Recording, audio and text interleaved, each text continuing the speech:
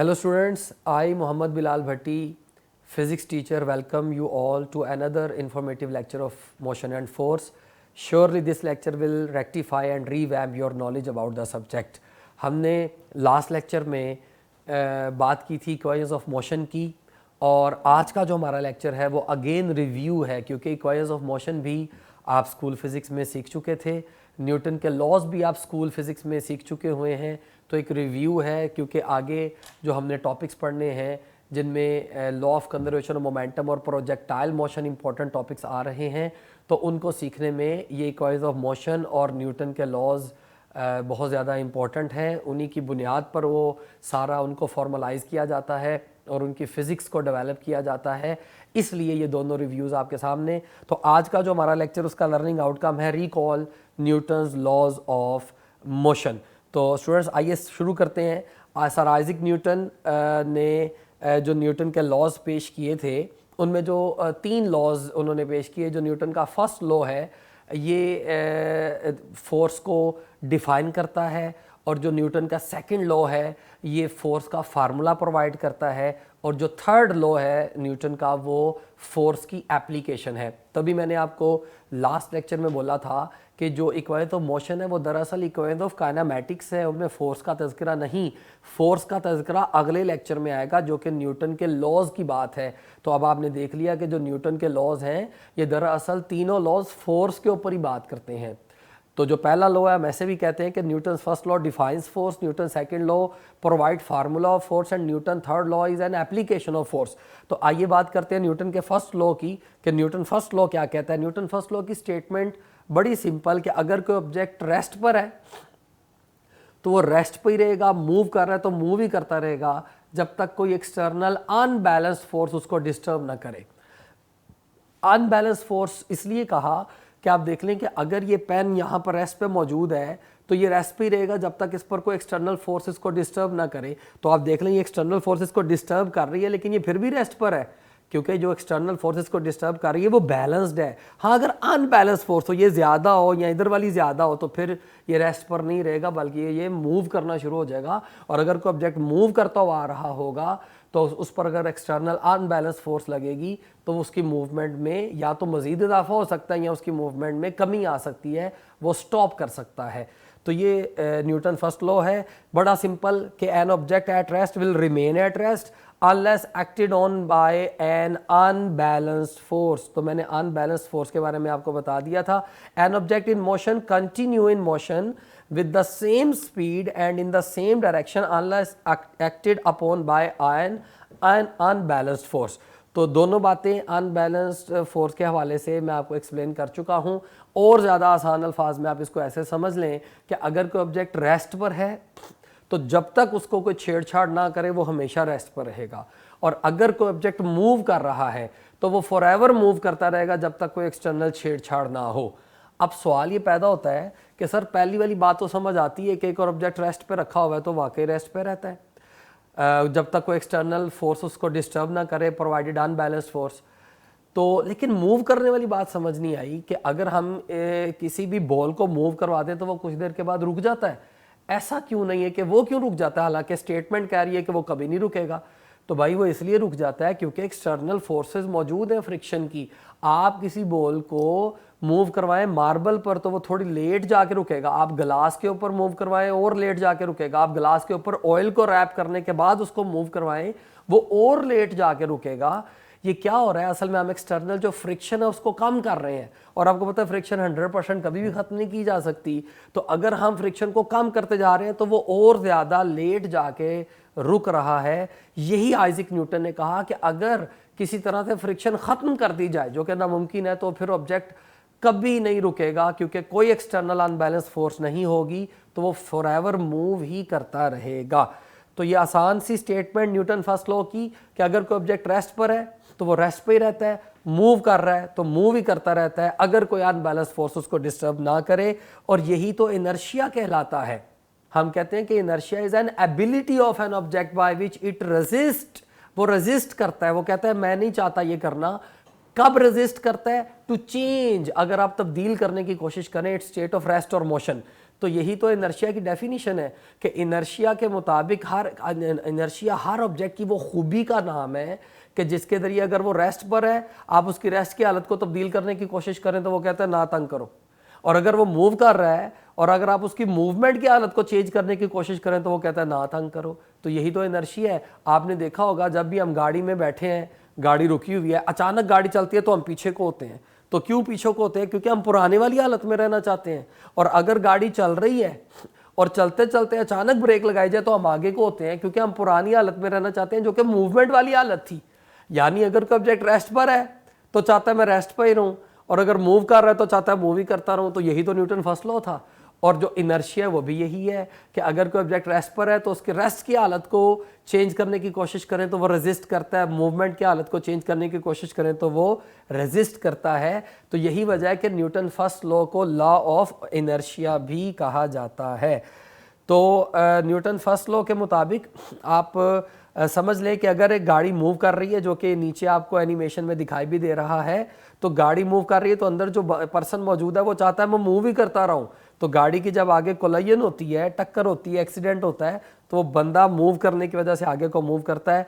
यही वजह है कि कार्स के अंदर एयर बैग्स लगाए जाते हैं, क्योंकि जब अचानक ब्रेक लगनी है तो पर्सन ने आगे होना है तो स्टीयरिंग के ऊपर उसका सर लगे।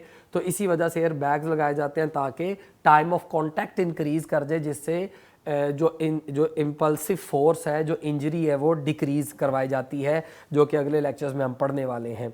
दूसरी बाइक वाली एग्जांपल भी आपके सामने है। कंक्रीट की दीवार है, बाइक जाके टक्कर हुई है, बाइक रुक गई है बीइंग मैसिव, लेकिन पर्सन का मैस अगर बाइक के मैस से कम है तो वो ऊपर मौजूद था तो वो रेजिस्ट नहीं कर सका और वो इनर्शिया की वजह से आगे को मूव कर गया।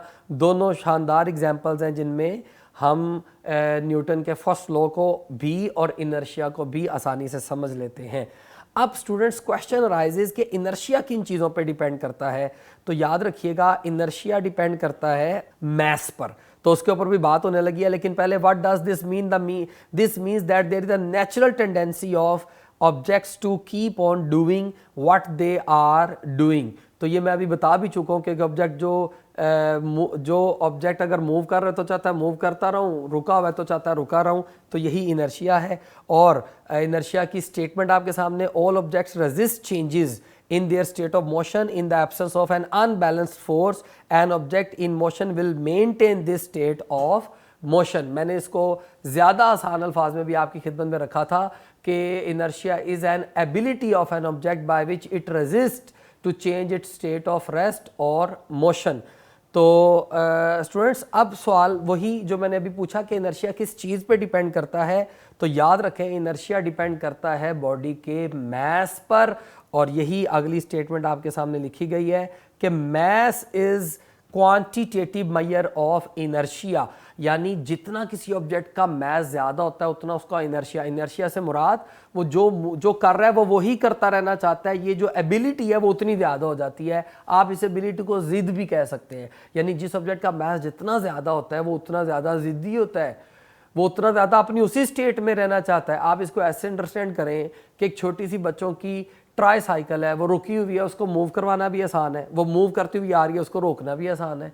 लेकिन उसके मुकाबले में एक ट्रेन है, वो रुकी हुई है, उसको मूव करवाना भी मुश्किल है, जबकि अगर वो मूव करती हुई आ रही है तो उसको रोकना भी मुश्किल है। तो साबित हुआ कि inertia is directly proportional to mass, यानी जितना किसी ऑब्जेक्ट का मैस ज़्यादा उतना उसका इनर्शिया ज़्यादा। याद रखिएगा इनर्शिया कोई फिजिकल क्वांटिटी नहीं है, हम इनर्शिया को डिटरमिन करते हैं on the basis of mass.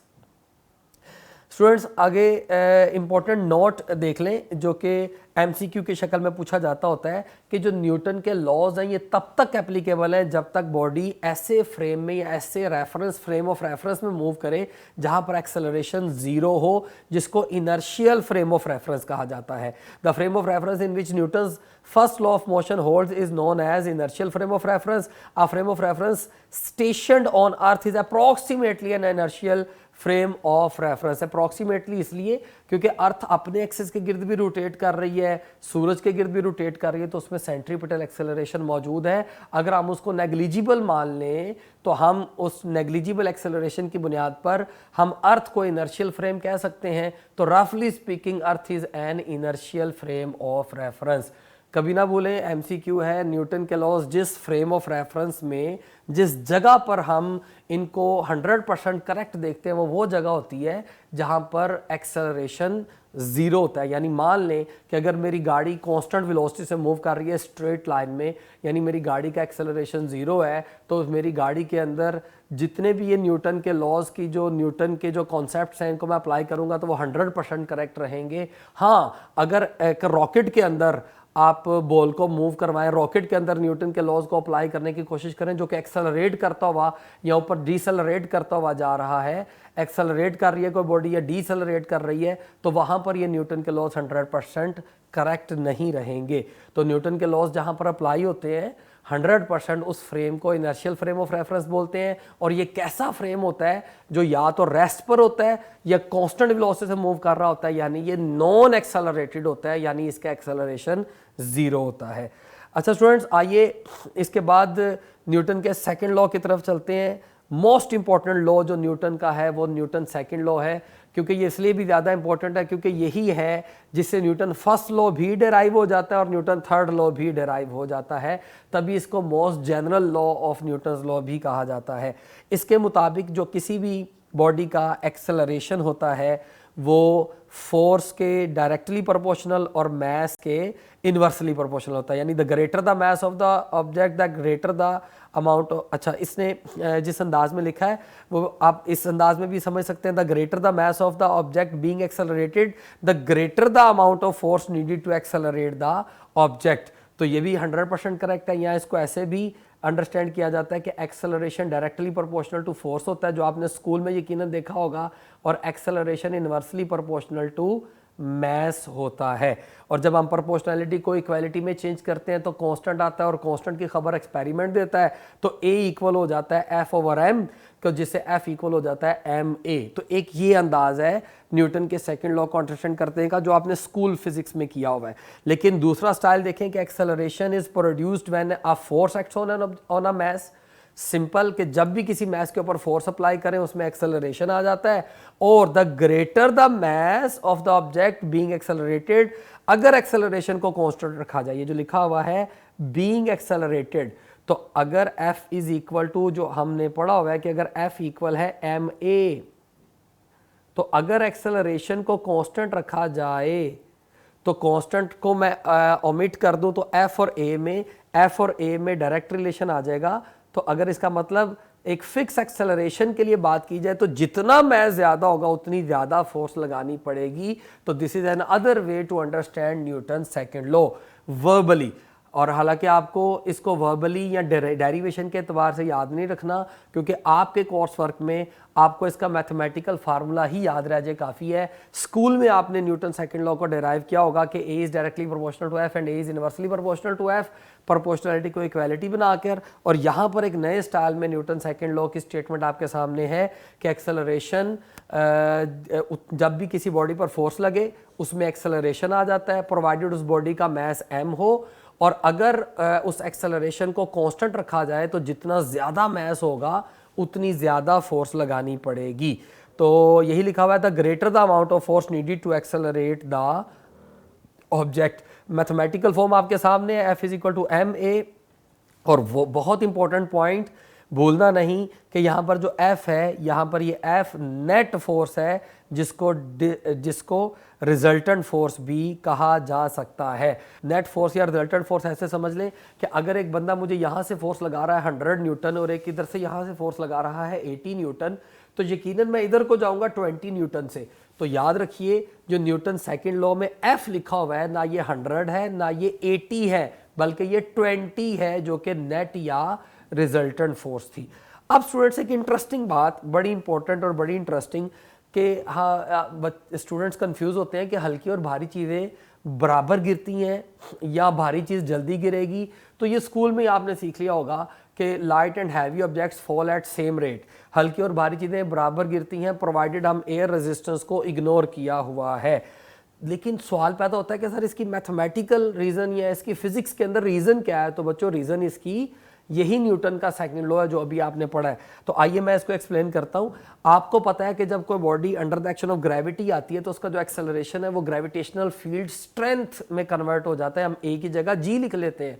और याद रखिए कि जो जी है ये कभी भी बॉडी के मास पे डिपेंड नहीं करता, बल्कि ये जी डिपेंड करता है मास ऑफ प्लैनेट पे और रेडियस ऑफ प्लैनेट पे। ये एक्सेलरेशन ड्यू टू ग्रेविटी का ओरिजिनल फार्मूला है।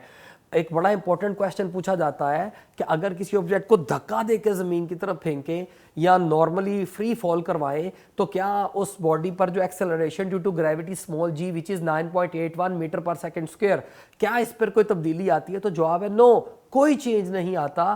क्यों? क्योंकि जो acceleration due to gravity small g है ये हमारे पुश या पुल पे डिपेंड ही नहीं करता भाई, ये तो डिपेंड करता है मास ऑफ अर्थ पर और रेडियस ऑफ अर्थ पर। या किसी और प्लैनेट पे चले जाएं तो उस प्लैनेट के मास पर और उस प्लैनेट के रेडियस पर। लिहाजा ये जो स्मॉल जी है ये कांस्टेंट रहता है। अब अगर ये कांस्टेंट रहता है तो आप देख लें एक भारी पत्थर मूव कर रहा है और एक हल्का पत्थर मूव कर रहा है, यानी एक स्टोन मूव कर रहा है जिसका मास बहुत कम है और एक बहुत भारी पत्थर है जो नीचे आ रहा है। और आपने पढ़ा है कि F is equal to m a. तो अगर F इक्वल होता है एम ए तो यहां पर मैं लिखूंगा F is equal to m g. तो यहां से G किसके इक्वल होगा? यहां से G इक्वल होगा F ओवर M। तो अगर G इक्वल होगा F ओवर M तो जो बहुत बड़ा स्टोन है उसके लिए जो मैस है वो बहुत ज्यादा है। चेक कर लें, काफी बड़ा मैस बनाया गया है कि मैस ज्यादा है। अगर मैस ज्यादा है तो जाहिर है फिर उस पर जो फोर्स लगेगी उसको नीचे की तरफ खींचने के लिए वो भी ज्यादा होगी। जबकि जो बहुत छोटा सा स्टोन आपको नजर आ रहा है ये वाला, इसका मास भी बहुत कम है तो इस पर जो लगने वाली फोर्स है वो भी बहुत कम है। क्योंकि जिस बॉडी का मास जितना ज्यादा उस पर फोर्स उतनी ज्यादा लगती है, प्रोवाइडेड अगर एक्सेलरेशन कांस्टेंट हो। अभी मैंने स्टेटमेंट में भी आपको बताया था।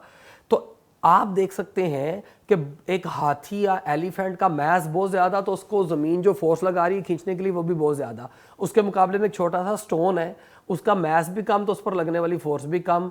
तो रेशो जो होगी ये सेम होगी। क्योंकि अगर आप 1000 को 500 पे डिवाइड कर दें तो जवाब 2 होता है और अगर आप 10 को 5 पे डिवाइड कर दें तब भी जवाब 2 होता है। यही वजह है कि एक्सेलरेशन ड्यू टू ग्रेविटी यानी ग्रेविटेशनल फील्ड स्ट्रेंथ भी नहीं बदलती और जो बॉडीज का under the action of gravity नीचे गिरने का रेट है वो भी तब्दील नहीं होता। यही वजह है कि हल्की और भारी चीज़ें बराबर गिरती हैं।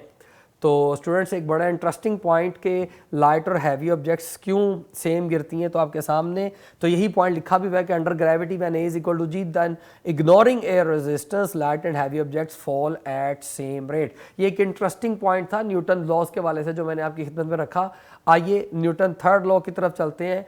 जो एप्लीकेशन है ये इंटरेस्टिंग लॉ है क्योंकि ये एक एप्लीकेशन भी है। मैंने शुरू में भी बोला कि जो न्यूटन फर्स्ट लॉ था वो एक्सप्लेन करता था डेफिनेशन ऑफ फोर्स, जो न्यूटन सेकंड लॉ है वो एक्सप्लेन करता है फार्मूला ऑफ फोर्स और जो न्यूटन थर्ड लॉ है वो है एक एप्लीकेशन फोर्स की। और आसान सी स्टेटमेंट तमाम स्टूडेंट्स को याद होती है कि action force and direction force magnitude में इक्वल होती हैं, डायरेक्शन में ऑपोजिट होती हैं। और ये स्टेट जो मैथमेटिकल फॉर्म है वो आपके सामने F is equal to minus F prime. अगर मैं एफ को एक्शन कह लूँ एफ प्राइम को रिएक्शन कह लूँ तो माइनस साइन बताता है कि ये ऑपोजिट डायरेक्शन में है। दो इंटरेस्टिंग और बातें भी सीख लें प्रॉब्लम्स को सॉल्व करने के लिए। न्यूटन थर्ड लॉ की प्रॉब्लम्स को दो बड़े इंपॉर्टेंट पॉइंट्स मैं आपको करवा रहा हूँ। ज़्यादा बेहतर था मैं इसकी 2-4 आपको प्रॉब्लम्स भी करवा दूँ, लेकिन अगर आप ये दो बातें याद रखें तो सारी प्रॉब्लम्स आप सॉल्व कर पाएंगे। पहला, कभी मत भूलें कि जो एक्शन और रिएक्शन फोर्सेस हैं ये कभी एक ही बॉडी पर एप्लीकेबल नहीं होती। Action and reaction force can never act on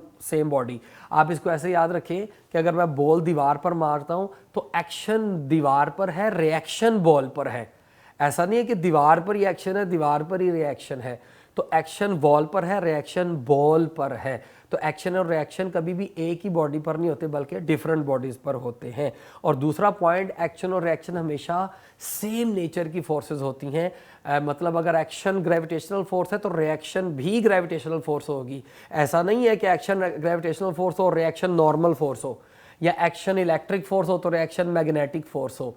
तो दूसरा important point Newton third law के वाले से कि पहला बताया कि action and reaction can never act on same body, और दूसरा action and reaction are same nature of forces.